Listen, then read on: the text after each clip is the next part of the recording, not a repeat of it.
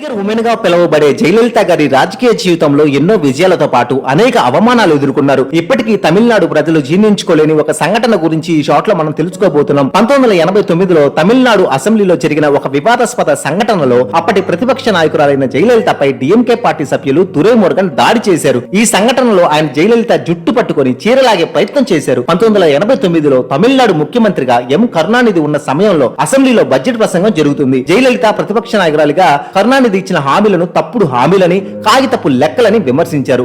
ఆ సమావేశానికి ముందు కూడా ఒక ఇంటర్వ్యూలో కరుణానిధి అబద్ధాలు కోరని, ఫోన్ ట్యాప్ చేసి చీప్ ట్రిక్ చేసేవారని ఆమె ఆరోపించారు. ఈ విమర్శలు డిఎంకే సభ్యులకు భయంకరమైన కోపం తెప్పించాయి. ఈ క్రమంలో వాగ్వాదం తీవ్రమై డిఎంకే సభ్యులు జయలలిత వైపు దూసుకొచ్చారు. ఈ తోపులాట్లో జయలలిత చీర చినిగిపోయింది, జుట్టు చెదిరిపోయింది. ఈ సంఘటన రాజకీయంగా పెద్ద వివాదంగా మారింది.